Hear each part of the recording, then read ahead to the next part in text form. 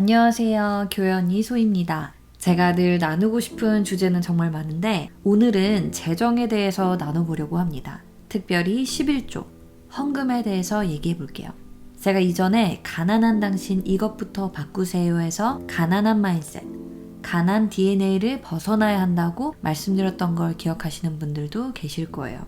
오늘도 관련된 부분이긴 하지만 왜 11조, 헌금을 잘하는 게 우리에게 유익한지 그 원리에 대해서 알아보도록 하겠습니다. 우선 분명히 해야 할 게 있어요. 11조 헌금은 하나님께 돈을 드리는 게 아닙니다.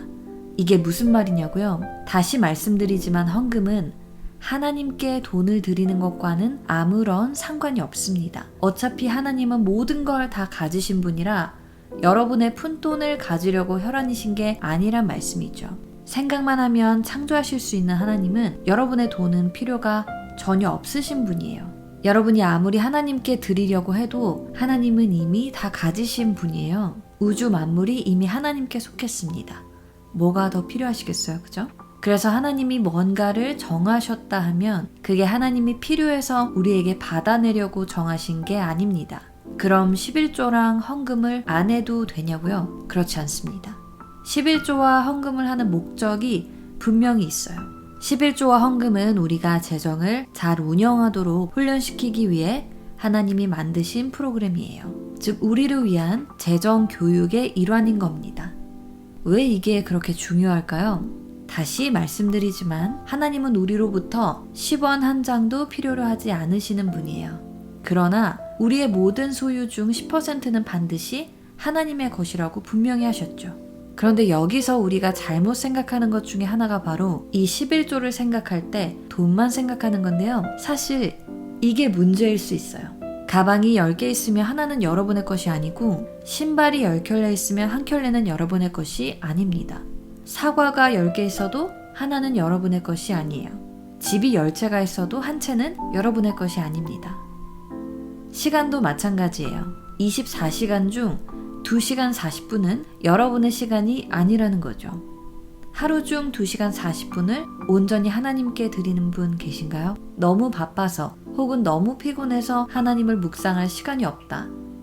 혹시 그렇게 생각하고 계시진 않나요? 물론 율법적으로 반드시 그렇게 해야만 한다는 것을 말씀드리는 게 아니라 그 정도로 원래는 우리의 모든 소유의 10%를 하나님의 나라를 위해 써야 하도록 부르심을 받았다는 겁니다. 원래 하나님 것이니까 안 드리면 사실은 도둑인 거죠. 다만 그렇다 할지라도 우리 하나님은 선하셔서 오래 참으시고 거기다 대고 직접 심판을 하시진 않기 때문에 거기에 응하느냐 아니냐는 본인의 선택이겠습니다만 우리가 굳이 도둑이 될 필요는 없겠죠. 하나님 말씀대로 그분께 온전히 드리면 선하게 쓰이고 그에 따라 우리에게 도리어 좋기 때문이죠. 사실 2시간 40분은 우리가 충분히 허투루 보낼 수 있는 시간입니다. 스마트폰으로 뭐 하다 보면 쉽게 보낼 수 있는 시간이죠. 그런데 하루에 단 2시간 40분만이라도 주님을 위해 쓰신다면 어마어마한 성장을 맛보실 수 있을 겁니다. 하나님 나라를 위해 쓰시는 게 결국 우리를 위해 쓰는 것이기 때문이에요. 이처럼 재정의 문제도 마찬가지입니다. 돈이 문제인 분들, 어떻게 하면 돈을 더 벌지 고민이신 분들 많으시죠? 그러나 어쩌면 더 버는 것보다 중요한 건 바로 이 재정의 운영, 즉 11조와 헌금입니다. 즉 돈을 버는 게 문제가 아니라 결국 우리가 가진 것의 운영이 문제였을 가능성이 크다는 거예요. 하나님은 언제라도 여러분이 가지고 있는 그 10분의 1을 누군가에게 주라고 하실지 모릅니다. 여러분이 가진 가방 10개 중 하나를 누군가에게 나누라고 하실지 몰라요. 여러분이 가진 사과 10개 중 하나를 누군가에게 주라고 하실지 몰라요. 이처럼 11조는 돈에만 국한되지 않습니다. 여러분이 가진 것의 10%를 언제라도 하나님의 나라를 위해 기꺼이 내놓을 준비가 되어 있는 건지 보셔야겠습니다. 여러분의 돈뿐만 아니라 시간, 에너지까지도 말이죠. 그런데 이게 어떤 이벤트로서 어쩌다 한번 큰 마음 먹고 드린다 이게 아니라 이 10%를 하나님께 드리는 것은 꾸준히 드려야 하는 겁니다. 기복 없이 꾸준히요. 다시 여쭤보지만 이 세상의 100%는 모두 누구에게 속했나요? 하나님의 것이죠. 하나님이 여러분에게 100만 원을 주셨으면 얼마가 하나님의 것이죠? 100만 원입니다. 그렇죠? 그런데 하나님께서 이 중에서 얼마만큼을 하나님의 나라를 위한 목적으로 빼두라고 하셨나요? 10%입니다. 그렇다면 90%가 남네요? 자, 그럼 다시 여쭤보죠. 몇 퍼센트가 하나님의 것이죠? 네, 그렇습니다. 여전히 100%가 하나님의 것이에요. 아니, 그럼 어차피 모든 게 하나님의 것인데 왜 10%를 굳이 빼두라고 하신 걸까요? 다시 말씀드리지만 하나님이 우리 푼돈을 가져가시려고 그런 게 아닙니다. 우리가 이 10%를 떼어둘 수 있는지 없는지를 보시기 위한 거예요. 다시 말해서 우리가 10%를 하나님을 위해 드리는 그 능력, 의지, 훈련된 성품, 자제력 등을 기를 수 있게 하신 거예요.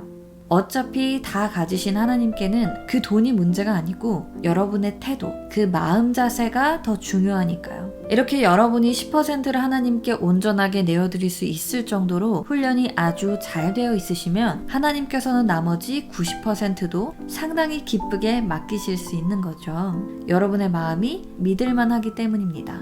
그러나 그동안 10%에 대해 신실하지 않은 태도를 취해오셨다면 지금까지 계속 잃고만 계셨을 가능성이 커요. 나머지 90%에 대해서도 신뢰할 수 없는 청지기였기 때문인 거죠. 하나님, 이번 달에는 11조 못하겠어요. 너무 힘들어요. 제가 지금 굶어 죽을 판이니까 저 좀 살려주세요. 제가 이렇게 어려운데도 절 안 돌보시는 건가요? 혹시 이런 기도 해보신 분들 계신가요? 그렇다면 이제 더 이상 하나님을 원망하지 마시고 당장 11조부터 해보시기를 축복드립니다. 11조를 하면 얻게 되는 것들이 있습니다. 첫째로 여러분은 책임감이 생깁니다. 즉 재정 운영에 대해서 더욱 책임을 지게 돼요. 둘째로 훈련이 됩니다. 즉 재정에 있어서 통제력이 생깁니다. 셋째로 정직해지게 됩니다. 여러분이 헌금하실 때 누가 보고 따지나요? 혹시라도 그런 교회에 계시면 율법적인 잣대 가운데서 똑같이 다른 사람들 판단하고 자기도 판단하는 바리새인이 될 수 있기 때문에 주의하셔야 하겠습니다. 아무튼 원래는 헌금할 때 하나님과 우리만 알죠. 하나님은 우리가 10%를 했는지 얼마나 했는지 아시잖아요. 그래서 이 11조가 우리를 더 정직하게 만드는 효과가 있습니다. 늘 하나님을 의식하니까요. 재정을 맡은 청지기들, 매니저들은 반드시 정직해야 하죠. 여러분도 정직한 은행, 정직한 파이낸셜 매니저들한테 여러분의 자산을 맡기고 싶은 게 당연하시지 않나요? 몰래 빼돌리는 사기꾼이나 횡령하는 사람들을 곁에 두고 싶지 않으실 거 아니에요. 그 다음 11조를 하며 얻게 되는 유익, 넷째로는 근면, 성실해지는 겁니다. 셋째, 정직과 마찬가지로 여러분이 항상 하나님의 10%를 훔치지 않기 위해 상당히 조심하게 된다는 거죠.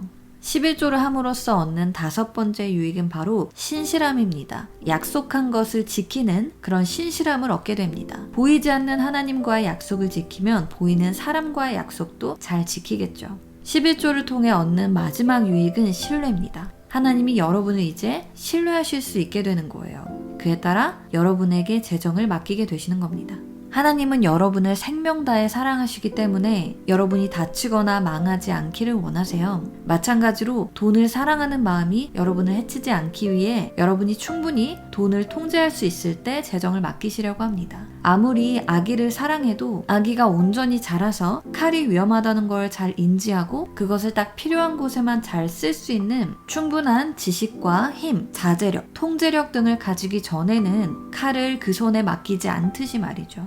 방금 제가 말씀드린 이 6가지의 유익들은 사실 여러분이 평소에 신뢰할 수 있는 운영자들의 특징이기도 합니다. 책임감이 있고 자제력이 있고 정직하고 근면 성실하고 약속한 것을 잘 지키고 신뢰할 만한 사람들이죠. 바로 11조를 통해 여러분이 이런 사람이 되어 가실 수 있다는 겁니다. 이 재정의 영역에 있어서 마스터가 성경에 잘 소개되어 있는데 누구일까요? 바로 우리 주님 예수님이십니다.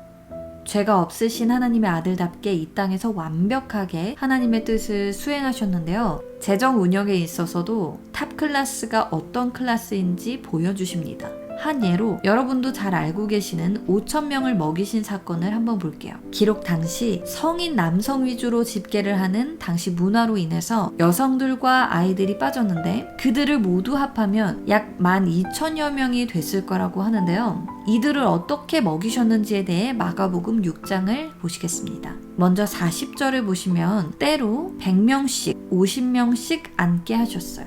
상황을 질서 있게 잘 관리하고 통제하시는 모습을 볼 수 있습니다. 그 다음 41절을 보시면 이 빵 5개와 물고기 2마리를 소유하신 분, 즉 하늘에 계신 하나님 아버지께 감사하셨어요. 하늘을 우러러 축사하셨다고 하죠. 이 빵 5개와 물고기 2마리를 내어준 사람들에게 고맙다고 하지 않고 하나님께 감사하셨어요.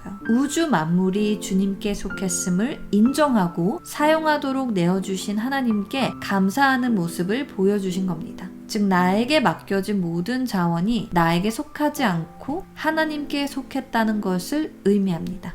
이게 솔직히 말하면 그 오병이어를 내어준 한 소년의 재산이잖아요. 그런데 예수님은 이 소년의 전 재산을 가져다가 제자들에게 위임하시고 나눠주라고 하십니다. 그리고 12,000여 명이나 되는 그 많은 사람들이 다 배불리 먹었어요. 아주 완벽한 고객 서비스 아닌가요? 예수님이 어떻게 이 오병이어라는 자원을 사용해서 12,000여 명이나 먹이셨는지 더 자세히 보겠습니다. 요한복음 6장 12절 말씀을 보실게요. 그들이 배부른 후에 예수께서 제자들에게 이르시되 남은 조각을 거두고 버리는 것이 없게 하라 하시므로 아멘. 영어로 보면 pick up every crumb 이라고 하셨어요. 모든 조각들을 다 주워 담으라 했다는 거죠. 우리 주님의 알뜰살뜰함이 여기서 보이는데요. 아니 그 풀밭 위에 사람들이 12,000여 명이나 있는데 생선 뼈나 빵 부스러기들을 다 어떻게 담나요? 그 풀 사이에 있는 생선 뼈나 부스러기들을 찾기도 참 힘들었을 거예요. 그런데 우리 주님은 그 어려운 걸 하셨습니다. 즉 우리 하나님이 주신 것이라면 그 어떤 것도 낭비하고 싶지 않으셨던 거예요. 이어서 요한복음 6장 13절입니다. 이에 거두니 보리떡 5개로 먹고 남은 조각이 12바구니에 찼더라.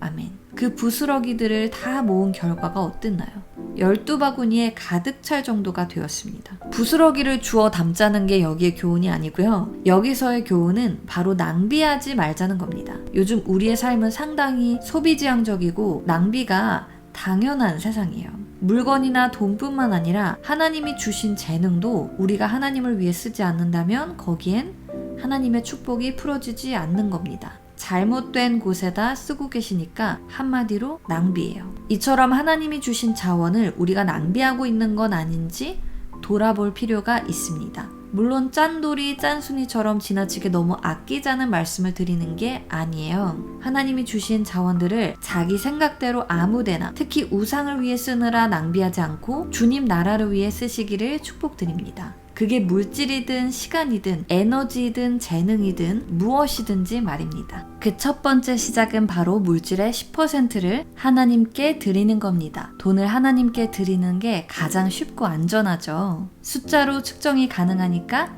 계산도 쉽고요. 이래서 재정에 대한 믿음을 세우는 게 가장 쉽다고 하더라고요. 이미 우리를 위해 마련이 된 축복의 통로 11조를 통해 하나님께서 이미 여러분에게 허락하신 축복을 하루빨리 누리셨으면 합니다. 하나님도 여러분이 잘 되기를 원하세요. 소위 감성은 하나님의 자녀들인 여러분의 가난 DNA 탈출을 응원합니다. 감사합니다.